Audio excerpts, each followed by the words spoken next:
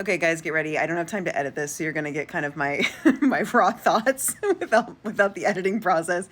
But I have three main things I try to cover with almost all my clients that are kind of the most critical about planning their trip to Italy.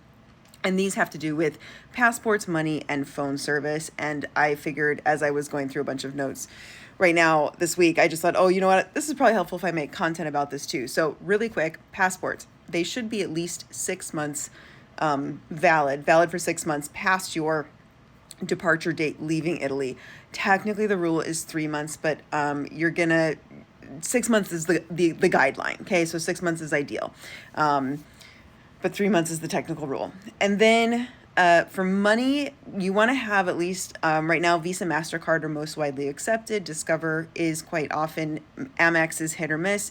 But then you're also going to want to have some cash on you in Italy just as a backup method. That's my recommendation. Get it before you leave, or make sure your bank, however you withdraw cash at home, make sure that your bank's cool with you withdrawing internationally from an ATM in Italy, a bank associated ATM. That's your best bet. But a couple €100 is great, just to have on hand for a variety of things. I go into other videos more in depth on this kind of stuff, but there's the baseline.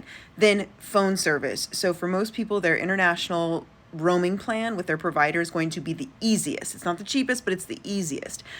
AT&T, Verizon, etc. Like I'm on Verizon, it's $12 a day or $100 for a month plan, which of course makes more sense if you're in Italy for longer than 9 days. Just go with the month plan. If you're really tight on money, or you have a lot of phone, like a big group, and not everybody needs to have that international roaming plan, then you can look at an international eSIM like Airalo. There's also Olafly. I've worked with Airalo solely. I'm not affiliated with them in any real form, but I use them regularly. And on the whole, it works great. There are some little quirky things about it. It's not quite as smooth and what's the word I'm looking for? It's not quite as, see, this is why I edit. It's we'll stick with smooth. It's not quite as smooth as just getting your, Verizon or AT&T plan. But it can save you a bunch of money if you're willing to kind of figure out how to make sure it works for your phone. So those are the three things, because worst case is you've got, passports too. Whoa, so I should have mentioned this. Passports, make sure you have a digital copy, and I would also recommend a physical copy. So however you feel most secure about that digital copy in the cloud, in your email, and is secured somehow. But think about if your passport got stolen or went missing or something happened, how would you get a copy of that, either digitally or printed? So I personally carry a color copy in my luggage of my passport, like a printed paper color copy of my actual, the page that has your face and your identification, all of that. And then I also just have a picture of it that I can search for in my email, and also have it in my iCloud documents. There's probably a more secure way to do that. If you're aware of that, please feel free to drop it in the comments. But that's what I do just as a backup, because it's better than not having access to it. So do that. And then also really just think about, like, the thing I like to make sure clients know, especially if you're solo traveling, but also if you're traveling with other people, is like, if you have most of your stuff in your purse, right, your credit cards, your passport, whatever, if that purse goes away, what happens? If someone grabs that purse, what's the plan?